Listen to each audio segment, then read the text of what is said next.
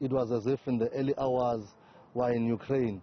Nevertheless, I think some of these killings that happened, because we are used to this, it's just that now it's a mass killing here in this ward, but this ward of ours is as if it's a mortuary of some sort.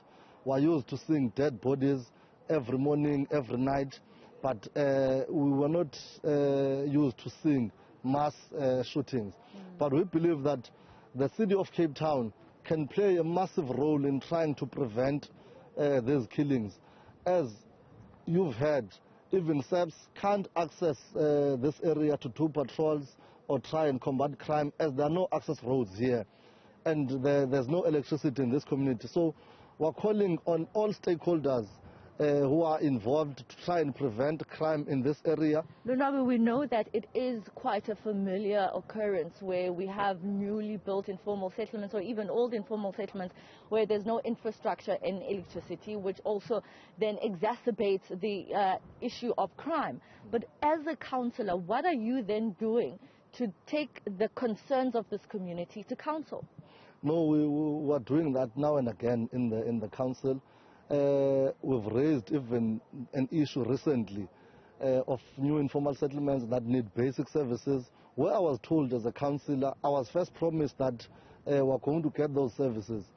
Within no time, this last Friday, I was told that the city has no budget to give basic services to our community. We know that services in the city are rendered racially.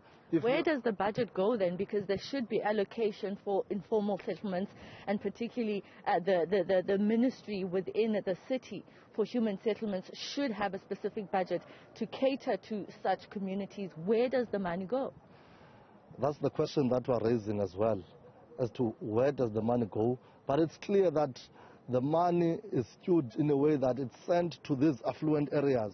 No one cares about informal settlements or areas of blacks in particular, because maybe the DA-led city of Cape Town believes that it's not getting votes from these areas, and we're telling them that people are here now. When the people have actually occupied any land, they need to get basic services, as it is enshrined in the Constitution, that they need basic services, and it is their right. But the city of Cape Town seems to be deaf when it comes to us calling for services for our communities.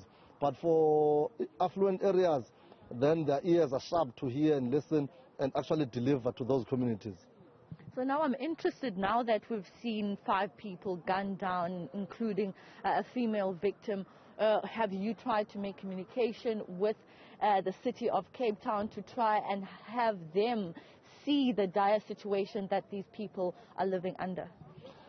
I've tried, but since this morning I've been busy, inundated with calls from journalists, from community leaders.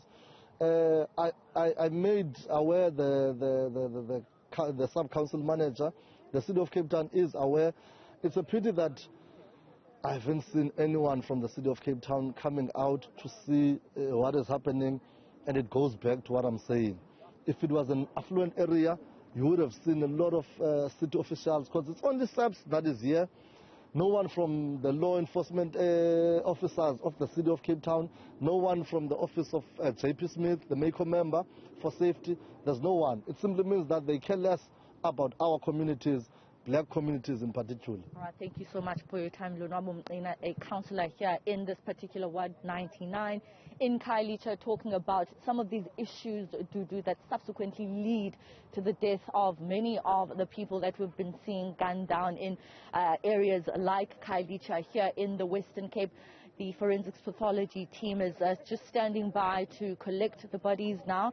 Those are 4 male victims, ages between 20 to 28.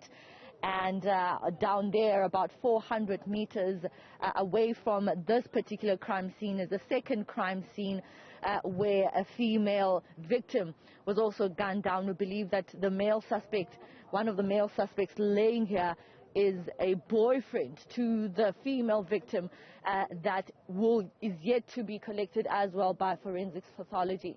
The Provincial Police Commissioner, Temsile Patekile, assuring us that the police will do everything that they can to try and investigate this particular case given the fact that they have not had shootings like this in this community, even though then the councillor talks about bodies, dead bodies being dumped here, that have not necessarily had people from within this community being shot at.